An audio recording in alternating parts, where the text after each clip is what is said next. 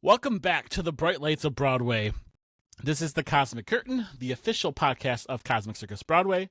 I'm Brian Kitson, head writer over the Cosmic Circus and Cosmic Circus Broadway, and joining me, as always, is my co-host and fellow box seat babe, RJ Miller-Zelinko.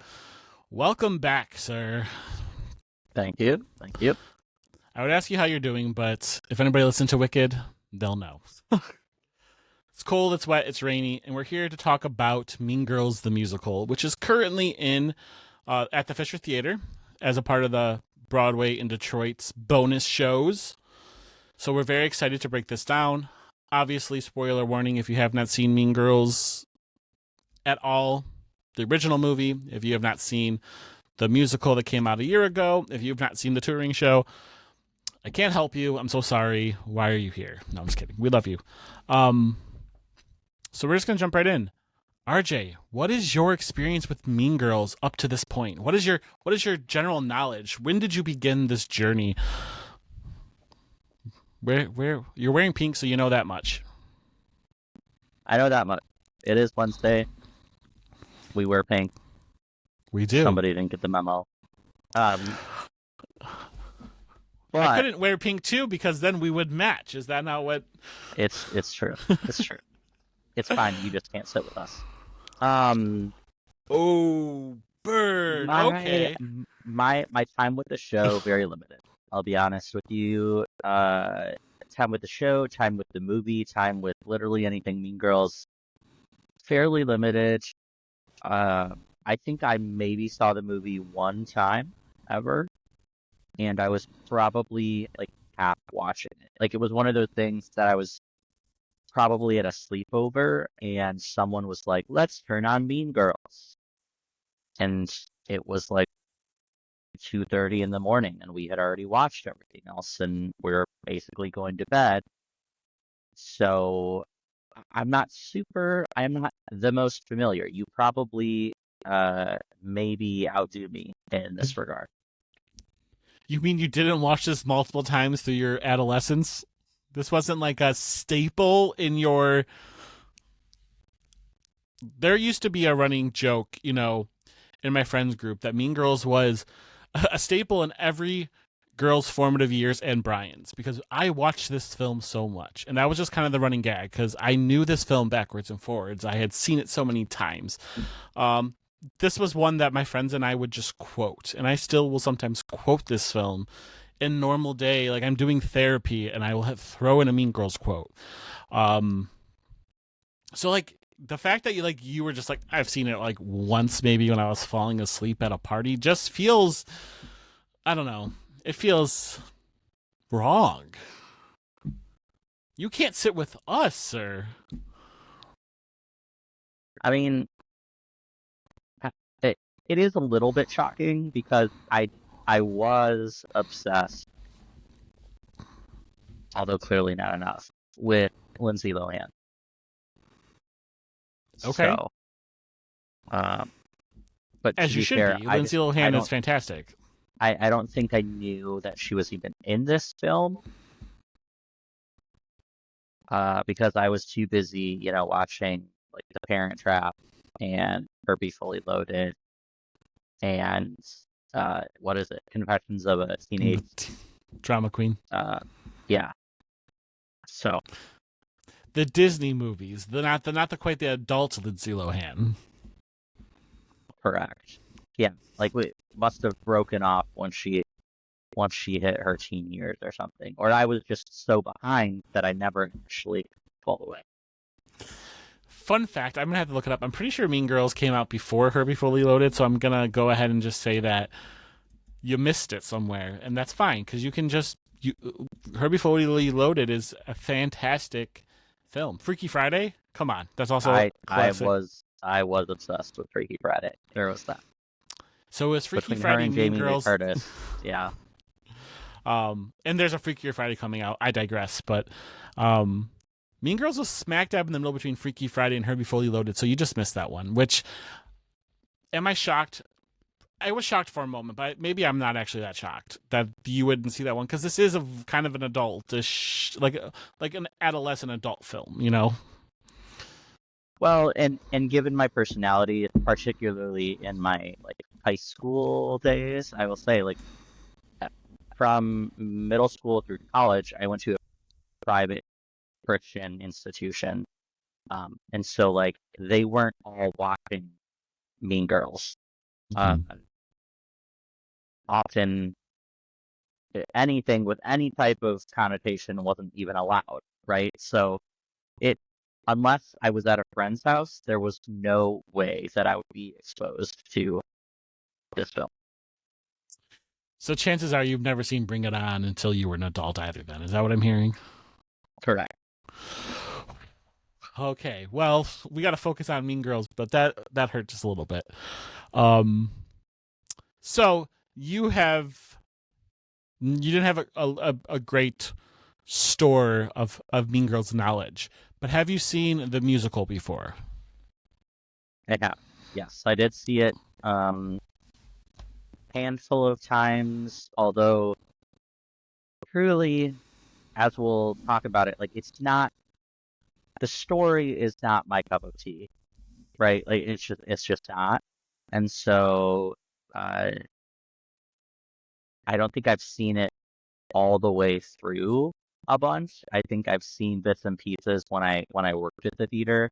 I'd pop in and out for some of my favorite songs, and um, just wasn't the most appealing to me. That's fair.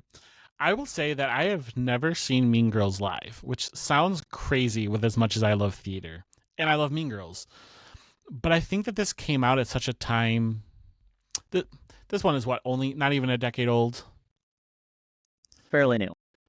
I want to say that like I somewhere in the middle of all of that I missed it. I missed this film. I mean not this film, this stage show. It did not cross my mind. I've had friends that wouldn't seen it live before, and I was just like, oh, I'm thinking I'm gonna sit this one out. Because just the idea of going to see a musical version of Mean Girls, just like I was like, there's gonna be something missing. There's gonna be something that just like, how do you capture what Mean Girls is perfectly in a stage show, especially a decade later. So my only entry into the musical was the film last year, which is not the best take on musical films. Go see Wicked, everybody. That's better. But I mean, in your opinion, is the film a good take on the show? Because you saw them both before, so Yeah, so part of the problem, I think, is I just glanced at the date for the show. So the first performance of the show was 2017. ooh, 5 years ago. So No, 7 years ago. the the movie to come out so soon after the show launch, I will say, even from the last time I saw the show to the show that we just saw, there are some big staging differences. There were some big um character like it changes. Um and so I think when I even first saw it, it must have just come out. I mean, it must have just, like, literally popped on tour, because it was I want to say it was pre-COVID. Um, so I don't know. And then the film, I mean, obviously Renee Rapp, we love. Mm. She is the OG, and so I think that kind of saved it gave it the clout that they wanted it to have. Mm-hmm. But I struggled with the movie. They made some substantial changes to the jokes specifically, and I think the feedback that I got from friends who are not particularly musical nerds Mm-hmm. was that, like, the jokes are why they came, and so Mm-hmm. when you take those out, it just lost it lost attention. In Mm-hmm. the theater, people were losing the ability to pay attention because everything that they were coming for or thought they were coming for, they didn't get. Sure. I did not know that Renee Rapp was the original until your sister told me last night, and I was like, no way. And she was like, yeah, she was the original Regina George on Broadway, which just feels crazy that she came back for that, and she did a great job of that. But I did like that now that I know that, and I do think I have to go watch that film again now that I've seen it live on stage. And this is one of your sister's favorites. I know that she was very excited about seeing it. I had talked to her on Instagram about it a few times. She ate that shit up last night. Where did this love of this musical begin for her? Do you know? Totally random. Honestly, I think she saw it way back when I had seen it the first time was her first exposure to it. I'm not sure that she's even seen the film, to be honest with you. Okay. The original film. And so there is definitely an alignment that she feels with the Katie character. I think in regards to kind of being like a bit of an outcast or the new person, because she has jumped schools a couple of times, and she's also dealt with a lot of the themes that we see in the show that are a little bit deeper rooted when it comes to bullying and hard to make friendships and all the things that couldn't, right? Like, sure. I think she really relates to many of those themes, and so to then kind of see that character become the center of the universe in this show, we don't often get to see an underdog in such a very transparent way. Like, so clearly that, like, oh, here, let me introduce you to the underdog.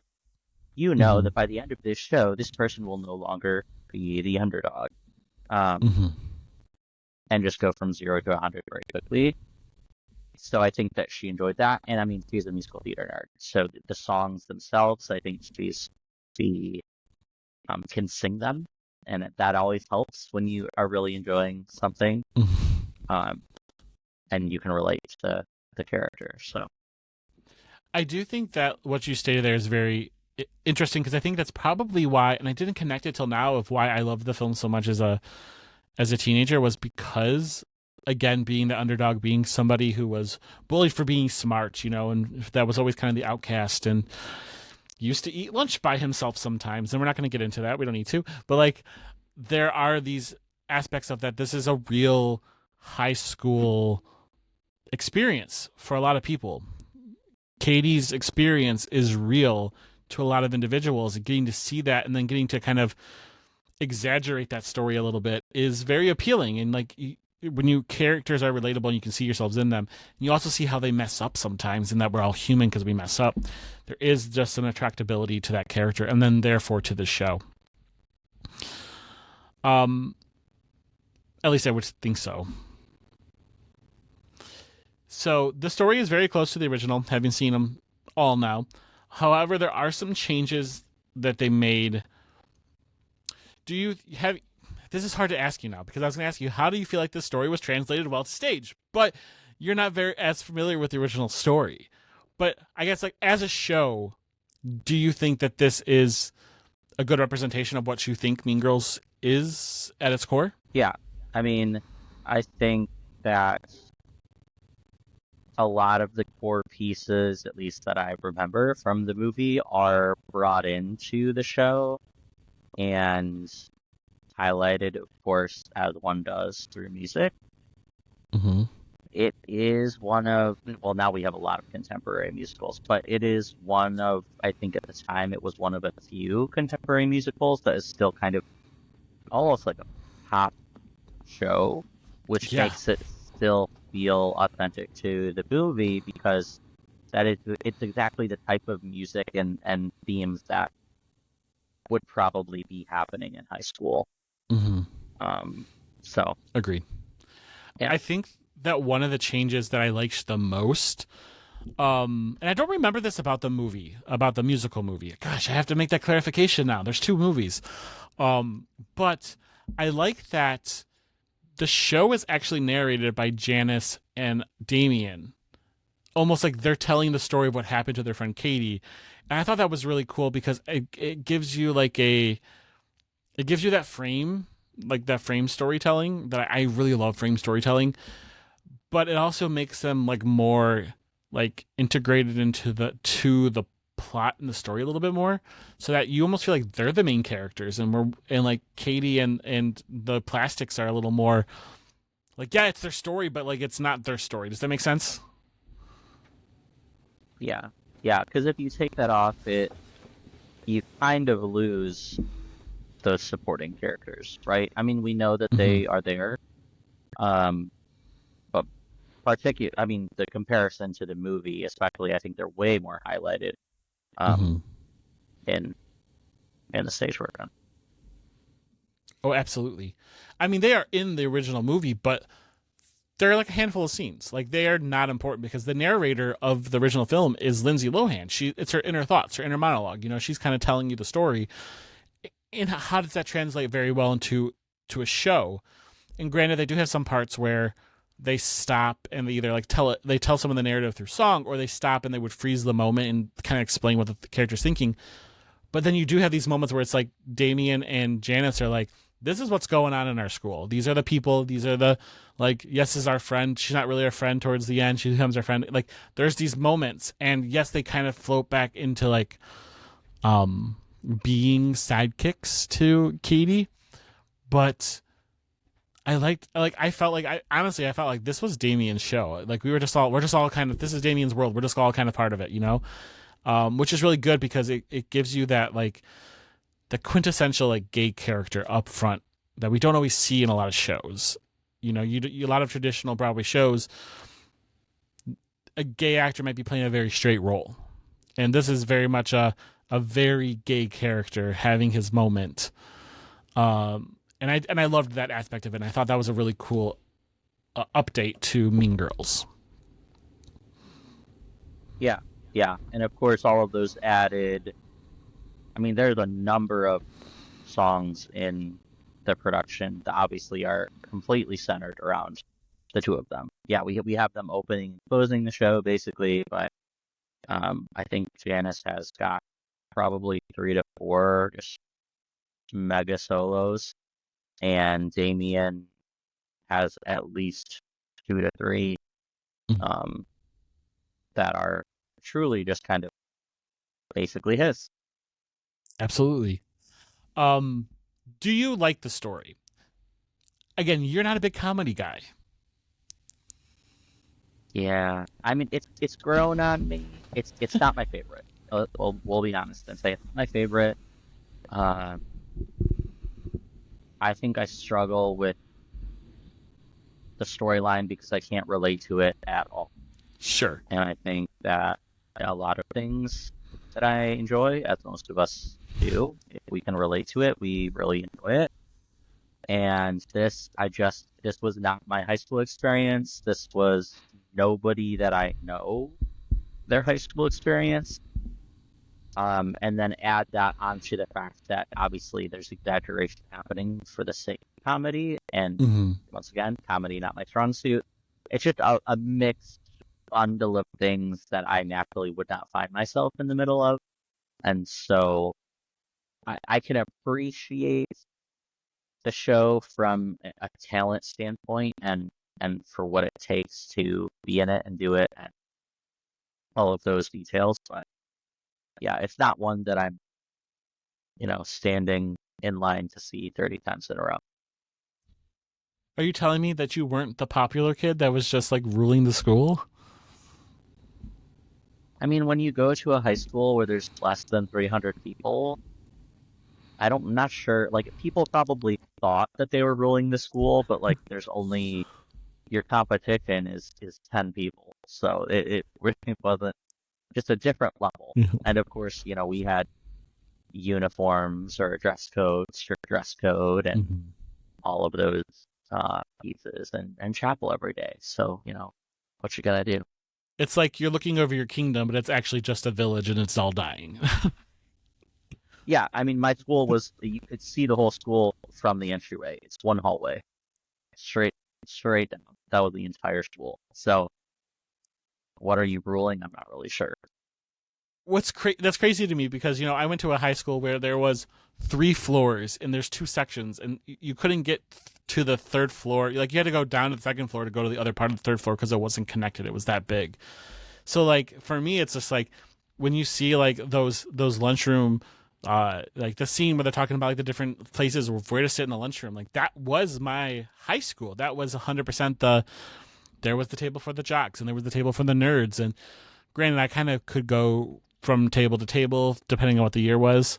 You know, there was the band nerds, and like there was lots of cliques, but my graduating class was originally 600 kids, I think, and I think by the time that we were done, we were down to 400.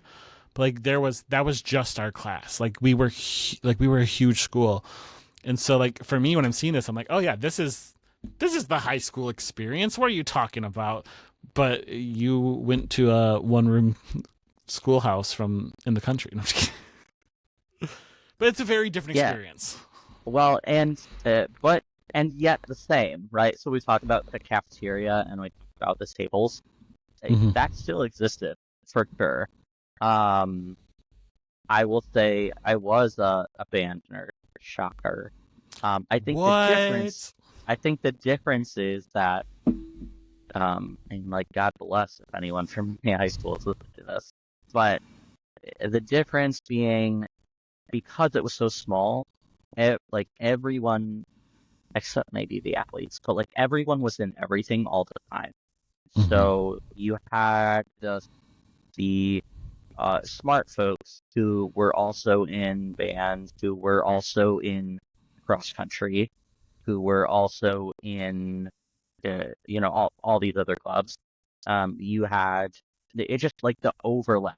There was so much overlap that then you had, I think, probably smaller groups of people because whoever you were overlapping with the most is who you hung out with, rather than like, oh, the band kids are over here and God, we didn't have stoners or smokers because God forbid.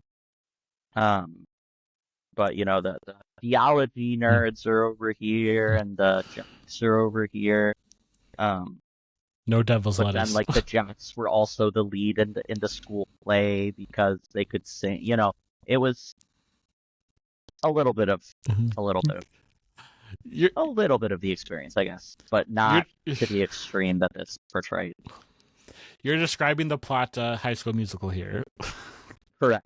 I mean, it literally. Yeah. Fair enough. Do you feel when there was a new kid, did you have that, like, was it the Katie Heron effect of being like the whole school was just like, who is this new girl? Because we didn't get that in my school. Like, again, so many students, when someone new showed up, most of us didn't even notice that there was anybody new in the class. Yeah. So on the flip side, it was like a shockwave, right? When you only have 280 people across 9th through 12th grade. And to add to that, like, this is a feeder high school. So you have middle school and elementary schools who have been filtering students up through this program for the last 6 years. And so they've all been going to school together. Well, 6 years for me, since kindergarten for them. So kindergarten through 12th grade, they've been going to school with the same kids. So when you had folks show up, especially if it wasn't freshman year, if they showed up in your class in sophomore or junior or senior year, you were like, we have to know absolutely everything about this person. Who are they? Where did they come from? What do they want? What are they doing? Where are they going? Who are they seeing? How are they different? But also that's because nothing exciting happened at the school. So that was like the most exciting thing that could possibly happen, is getting a new kid. Fair enough. So with that aspect of Mean Girls, I think that they did a really good job of capturing what made Mean Girls enjoyable. The original film, I do think that it was interesting that they did change quite a bit. I think there were some jokes that in Mean Girls you couldn't say now, if that makes sense, even though it wasn't that long ago. But like the one in my head was I was waiting for the line where Karen's just like, "If you're from Africa, why aren't you white?" Because I was like, "Oh, you can't say it. Like that wouldn't come off the same way." And they didn't say that. And I thought, "Oh, that was actually interesting." They put in a different joke there, which just shows like how the show has adapted over time and how it's not the same show. And so I do appreciate that because I think I got something different from the show this time than I did from watching Mean Girls growing up. And I think that's the big takeaway for me with this story. It's not your mama's Mean Girls. Well, and there were some jokes where I don't know. I'm just so curious to know who's in the room making those decisions because, like you said, some of them are taken out, but then I know at least one time, can't remember what the joke was, where I remember you audibly being like, "Oh, they said that. They said that joke." And I it did. just it didn't. You're like, maybe that one could have been, whether it was the delivery or just the fact that it shouldn't have even been there. There was a few jokes, and I don't remember specifically which one it was because I was making a lot of audible gasps. But there were still a lot of jokes about, I think specifically about women's weight, and then I was just like, ooh, like I get like because part of the storyline is like giving Regina Keltine bars to like make her put on weight, and like that's still a very questionable like storyline. I think in this day we can question a little bit more, and we can say that's kind of awful, which is what you're supposed to do. But there's like they got rid of the joke of being like when they're in the store and Rachel McAdams is like, "Do you have something bigger than the 7?" And the lady's like, "We're 5'7", 9" or whatever. Why don't you go try Kohl's? Like they got rid of those, but then they replaced it with like other lines of just being like, women are supposed to be skinny to be attractive. And I just thought it was odd, especially because there was quite a few people on stage that weren't like they weren't what you would say are like the skinny model body type, but they were absolutely gorgeous. And I'm like, what is this? Like the message was getting a little bit confused then. I'm like I know we're not supposed to believe that skinny is beautiful, but then why are we still landing some of those jokes? Why are we still trying to get people to laugh at some of those jokes? That felt icky. I think that there was one, I can't think of what the joke was, but it hit. And I was like, that is the wrong joke to have kept. Out of everything, we should have replaced that one. Yeah, I'm trying to. I think it was at the Halloween party, and I can't remember exactly what it was. Yeah. But then in the same breath, it was interesting to me because I don't remember it from the first time I saw the show, where they were talking about, Karen is talking about sending nudes. Yes. And, saying that she did it and then that we shared it. And honestly, I can't remember if that's in the movie or not or what that looks like. But from the first time, and once again, it's been a minute since I've seen the show, so she could have said it the first time. But in last night's performance, there's this pause because I think they still wanted a laugh because, as we know, Karen's character is a little bit spacey. Mm-hmm. It's supposed to be just over the top, just irregular. Mm-hmm. But for her to then pull out this line of, why do we think that this is okay? Yes. This should not be okay for boys to do. And which was very interesting to me to then see the audience's reaction because I'm not sure that anyone thought that was going to happen. And then everyone kind of thought for a minute and then they decided to cheer or clap or respond. And maybe my memory is going. I mean, we know that it is, but I will say with that scene different moment. I was gonna say with that scene specifically, I think at least why I had a pause was because it almost felt like the actress was breaking character to say that line because it didn't sound like Karen, but it was also something that was literally like, yeah, you're right. Why do guys do that? And like it was like that moment of being like, wait, Karen's actually smart. I think that's what stumbled people for a moment. But yeah, like I that is something that, yeah, you're right, 100%. But then they still put in the things like at the Halloween party, as she's getting pulled away, she's talking about the joke is that she wants to sleep with her first cousin in the movie, and they put that in there. They kept that in there. And I'm just like, why did you make that choice? Like, what is it? What was it about that joke that you were like, that's funny, we should keep that in? Well, and it truly just makes me wonder, like, is it the fandom? Is it, I know it's comedy. I know it's over the top, and I do struggle. I think this is why I struggle with comedy in general, is because I listen to comedians and I hear them cross these lines, and it's in the name of comedy. And this whole play, obviously, in the name of comedy. The gray area between what is acceptable comedy and what's not. Like, if I'm going to say this joke is okay, but then I say that this other joke isn't okay, well, why? Which, once again, this is a whole rabbit hole. But I think that is part of this, why we've seen so much switching and changing for this musical, especially, because the same thing happened in the new revamp of the movie, where they took out a lot of the original lines and people were disappointed. But if you had kept them in, someone was bound to be, find it offensive. So where's the median on that? I do think that sometimes it speaks to, like, we talked about this with, like, Mrs. Doubtfire, being like, would that movie be made today? Probably not. It was a product of its time. And, like, 100%, you could tell that the Mean Girls that we had in my adolescence and the Mean Girls that we have on stage are very much products of their time.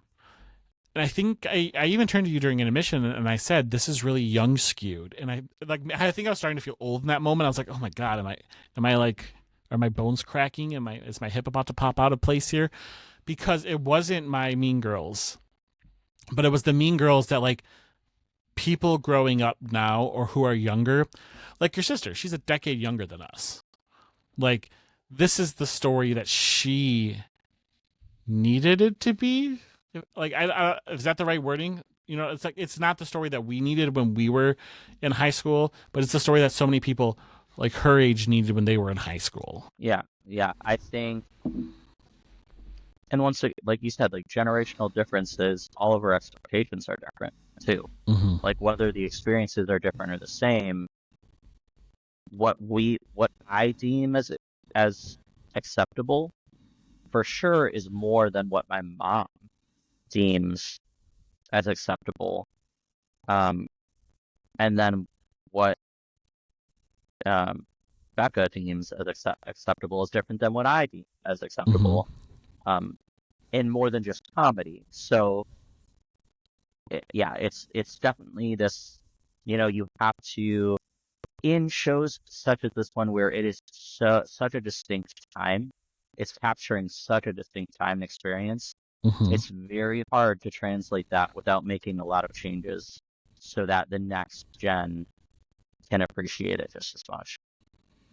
I think that a perfect example of this is the lion scene, which I do want to talk about real quick. During one of the musical numbers, after we find out that Regina George is having cheating on her boyfriend inside a mascot suit, the mascot comes out and there's some stuff going on in that suit, all right. And there was the four of us, and just to set the scene for everybody, it was RJ, his sister, me, and then our friend Marty. And my hand went over my mouth because I just could not believe that we were seeing this. RJ and Marty both, like, turned their eyes, like, just like it was really hard to kind of watch. And then your sister was laughing through it. Like, and I just thought in my head, I was like, this is the perfect example of, like, that a comedy appealed to somebody who was younger, but we got to the point where we're just like, oh no, what are we watching? Like, what is going on stage right now? And, like, I couldn't stop watching, but I just couldn't believe I was seeing that. And the two of you were just like, you were like, oh, this is so cringe, and, like, turned your heads away. But, like, that, I think it sums up kind of Mean Girls of what was going on the stage very well for the different generations of people that were there. Like, could you imagine taking your mom to this? I mean, she did. She has seen it. Okay. She went and there's a reason that she chose not to come last night. And there it is, right? Like, that is the draw of who wanted to come and see the show again versus someone who's already seen it and said, you know what, I'm good. I don't need to. I've seen it, been there, done that, Mm-hmm. and that's all I need. Was there anything about the show, I guess about the story, that you thought was impressive, or like the stage, like the staging of it? You know, we're gonna talk about the music and the dancing in a second, but I will say this: I thought the bus was kind of cool because I wasn't expecting them to have a bus.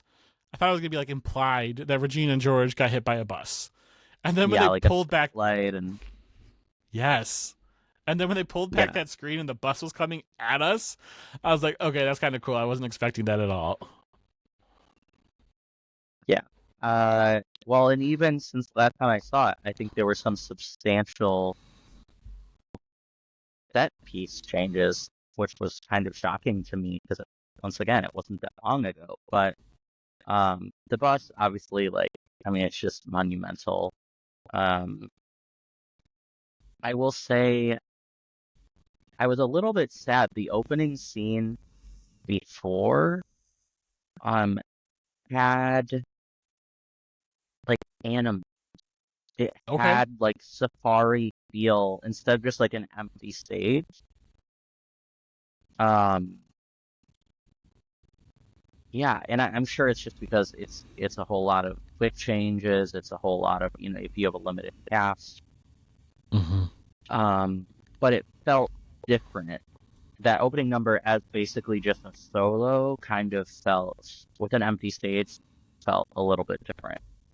Um Yeah, it felt like there was a piece missing. I was almost expecting to open up like a child's version of Lion King. Again, I've never seen Lion King, as you found out this week, on stage, but I was expecting something like that, just like some kind of animals to like represent like her being in Africa, and like they talked about her being around elephants, and they talked about her being around lions, and like there was none of that. And I thought, oh, that's an interesting choice because it just feels that felt a little hollow, you know. Yeah, but I thought the lighting was very well done. I thought the set pieces that they did have were appropriate. I remember from the first time I saw it, the first time seeing them roll out on Yes. those desks, very very fun and different. And I'm sure shows since then have probably copied it, but um, I appreciate creative creative ways of making scenes change and make you feel like you're in a different place in a very short amount of time. It reminded me of the wheelie things from Some Like It Hot. That like Yes, that is what I was thinking of. I was like, we recently saw something with wheels. That's what it was. it looks like fun. Like they when they're rolling in and out, they look like they're just enjoying themselves. And I'm like, I want to have a desk to roll out in and out of. Like I don't want to be in high school again, but like give me that desk. Because it Yeah, was a like I cool just want to roll down the street hundred in the percent. desk. I will say that I think one of the cool things about that first scene when they roll on the desk too is I liked how they switched out the students with the teachers, and it almost was so flawless that you didn't even notice that the students were dressed as the teachers, and that they just like switched in and switched out. And like I thought that was a really cool way of like utilizing your cast really well. Like you had this multiple roles, but like it felt flawless. Well, and I'll say the same thing for Act Two. I did not realize first time around seeing it that they have all of the men dress up as women for that scene, which makes sense. I mean, once again, you have a limited ensemble, and you have some uh, choreography that requires some upper body strength. So why not take advantage of throwing some wigs on some guys, and really you only see their backside, so it's pretty. It does exactly what they wanted to do. There was one that Mario and I could not get over because he was eating the roll up and he just loved it. He was like getting so into like the exaggerated movements and running around the stage, and we were giggling like children at this. Like we just were following around stage, and it was he loved it, and like it was a really cool effect because again you don't notice it, but like you're right, some of those scenes of like when trust falls, that was a great way to have like to make sure like you have extra people that are going to make sure that these people aren't falling on their ass on stage and looking caught off guard. Right. And honestly, part of me was wondering if there was, because at one point, I think at the beginning of Act Two, so not like, or through Act Two, I think there was an individual that maybe was either a trans woman or playing a trans woman intentionally. Okay. Honestly, not quite sure. Um, because the rest of the cast that was cross-dressing only came on for those prep ball scenes. Hmm. Because that is something that I just, as we know, I have the ability to just kind of naturally track immediately. Sure. Or maybe I'm just, I don't know, there's vibes and I'm immediately drawn to it. Um, but I'm wondering if that's the same person. Okay. That would be interesting to know. If anybody's in the production of this, let us know just so we can have some more information about it. But also, there was a great representation on the stage, too. There was tall, there was short, there was every ethnicity. We had every colored skin. We had, like, there was just such a great makeup. There was clearly some queer people. There was clearly, some straight people. Like, I loved that. It felt very representative of, like, this is what a student body should be. And it wasn't just all, like the first film is very, like, the original film with Lindsay Lohan is very white, like, cisgendered white females. There's a few characters, but they're, like, literally, like, the girls in the background and being like, you slept with the coach, and like there wasn't much to it other than very, very vanilla. And this was not like that. This was like, the cast was very diverse, and I do appreciate that they did make some of those changes, and or it seemed like it was more intentional, that they were making choices to be more representative. What are your thoughts on that? Yeah, I agree. Hold on. Don't mind me while I quickly let my dog out of my office here, because you can probably hear him this entire time going crazy. He's just trying to escape. Yeah, he's like, all right, I'm about Mean Girls. Um, but yeah, immediately, same thing. I noticed just a variety of bodies on the stage, Mm-hmm. which just Broadway, I think, is leading the world when it comes to being inclusive and no longer requiring or having this, like, even ableistic thought process when it comes to being in theater and acting and dancing and singing. Mm-hmm. Um, I think it was so refined previously. Like, you had to be super fit, you had to Mm-hmm.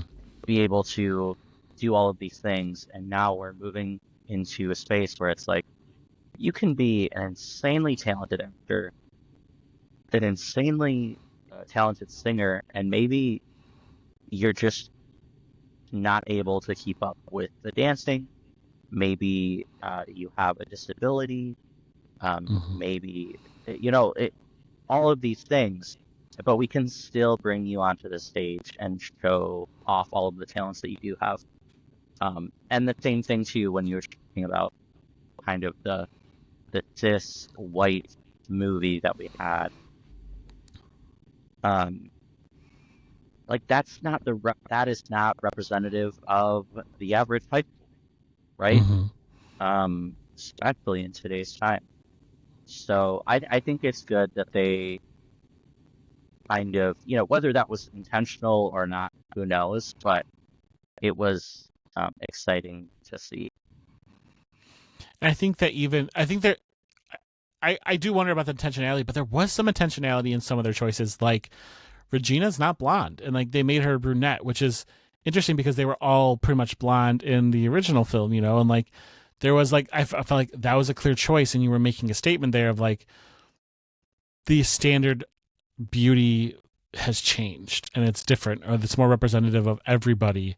Because they easily could have thrown a blonde wig on her. I'm pretty sure that wig that she had was a wig. Like, I do not think that was her natural hair. Yeah, yeah, and I think it goes to show again that and maybe, I mean, who knows the decisions and the reasons why they're made, but the mean people don't always look like a blonde, blue-eyed, super twig thin, you know, model status. Obviously there are thresholds in which all of those people fall under there, right? Like we do have Karen there who is exactly, but um, yeah, the variety of life. Right. It's but it's also it's fun to see too because it tells you that you don't have to stay and within the confines of what everyone has done before for it to still be equally great and effective. 100%. So, of course, we can't talk about Mean Girls the musical without talking about the music. Um, Again, I was not super familiar with the music. I've seen the musical film. There's a few songs that stuck out to me, a few that I'm looking forward to. Why is it that Janice is just like the role of Janice is just a powerhouse, and I just want to give so much props to Alexis Moriaria. I'm gonna butcher that last name. I'm so sorry. Mora, Alexis Mora. That's probably how you say it. But like, she killed it. Like there was not a song that Janice was not singing that was just not like memorable, top notch, one of the best songs of the show. And again, I think that goes back to Janice being kind of this narrative person, kind of it being part of her show. But who stood out to you in this production? I mean, to echo everything that you just said. Janet is, from a movie standpoint, from a stage standpoint, it's my favorite character in the show for sure. But the fact that her songs are just badass, right? Like everything about them, not just because the character is just this like gives no flying whatevers, but also the talent that it takes. And I was mentioning this last night. Like I've seen so many folks play this role and then go on to play other powerhouse roles. Similarly, in shows like Heathers, in shows like Wicked, like literally you just see them one after the other because the vocal skills that these particular songs take are so insane. And it was super fun to watch Alexis perform these because, of course, we were relatively close to the stage, and she really comes for a lot of the songs to the tip of the stage. And as a vocalist, it was fun to kind of watch her effortlessly kind of change and shift through her vocal registers, because just hopping in and out as clear as a bell on a lot of the songs have like a powerhouse hold at the end of them, just holding that note forever and ever and ever, full power. I mean, she probably could have lit up that theater without a microphone on. She was belting it. So it definitely, yeah, I could go on forever. And she just like, she is the person that I would have, and once again, we talk about relatability. She is the person that I would have wanted to be friends with in high school. Like, she is that cool art kid. And honestly, I did have friends, cool art friends. So I definitely can relate on that level. But of course, we have World Burn, everybody's fave with Regina, and the way they did that staging wise, very cool.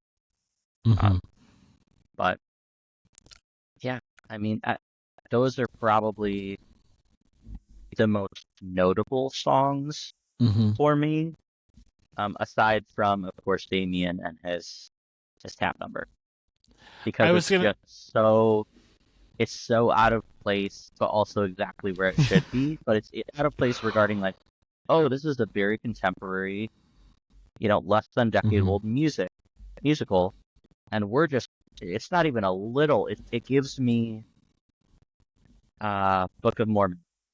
Yes. It is what's it called? The light song, light bulb. I've only seen that musical switch. once.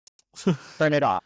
That's what it is. it is the equivalency to Turn It Off, down to even kind of how the song comes to fruition, starting with him, breaking into an ensemble, and then coming back. So, yeah, but hats off to that entire cast members.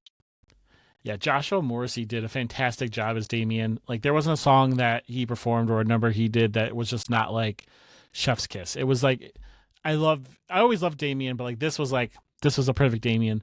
What I love about the show is that everybody has such a distinct way. Like, their characterization in the songs have distinctness to them. Janice is very much her I don't care attitude comes through in her music of just being like, sticking the middle finger up to the world and like apex predator. And Katie is very much like the cutesy girl next door, don't know quite what I'm doing. Like, it's like traditional Rachel Berry vibes, and Regina is very sexy in the way she sings. It's kind of deep. It's kind of like, ooh, like almost like Marilyn Monroe-esque, but deeper than that, if that makes sense. Like, you're just like, you're trying to be the sexy queen of the school, like and then like Damien is very fun, and he's very, he's very powerful, but very fun. And then you have Karen, who is like fun, but in a very like flighty way, and her music reflects it. Like, everyone has such a distinct voice, which sometimes when you have these musical numbers and shows, they sometimes sound the same. Love Hamilton, a lot of the numbers sound the same, but everyone had such a distinct musicality to them that I thought was very interesting that you don't see in a lot of traditional musicals. Yeah, and I'll just give a shout out to Gretchen, Kristen, Christian Amanda Smith. We love you. Yeah, just also, I mean, even though her solos are relatively limited, the acting, I mean, her vocals were insane, but her acting was so on point, even when you weren't paying attention to her. The facial expressions and just, her maneuvering of that role, because it is, as we know, it's a pivotal one. But yeah, and just super, super fun to watch. So just shout out there. Absolutely. So final question for you, sir. Rewatchability. Is this a show that you would go see again and again? I mean, as we know, I've seen it before, and I did go see it again. Truly, it's one of those ones where, at this point, because I've seen it a few times, I know most exactly what to expect. So, I would say that I would go and see it every so often. It's not something that I feel like I need to see all the time, but it's entertaining enough that I feel like I would go see it if the opportunity arose. Absolutely. I think that it's one of those ones that I would enjoy more seeing with people that maybe who haven't seen it before, to kind of get their reactions, to kind of get their feelings. But it's not one that I would probably seek out every single time it came into the city. But it's definitely one that I would probably, every once in a while, when you just want an enjoyable show that you don't have to think much about, this is that kind of show. You just kind of turn it on, you go to see it, you shut your mind off, you laugh, and then you walk away. Like, is it going to change the musical landscape? No. But is it going to be a fun time? Absolutely. And that's what theater's about. Yeah, I mean, truly, if you're a Tina Fey fan, this is, as we know, she made it, she wrote it, she did all the things. This is for you. This is her baby. So before we go real quick, we just want to give a thanks to Fifen for our headphones, which RJ is currently rocking. We are going to be testing them and reviewing them and stuff like that, but we always appreciate our equipment upgrades, and we're going to be working really close with them. So stay tuned for more information about them. And thank you for listening to another episode of The Cosmic Curtain, the official podcast of Cosmic Circus Broadway. If you're interested in finding us outside of our box seats, don't forget to like, follow, and subscribe to us at Boxy Babes or at My Cosmic Circus. I'm Brian Kitson, and joining me, of course, is RJ Miller-Zelinko. So thank you so much, and until our next curtain call.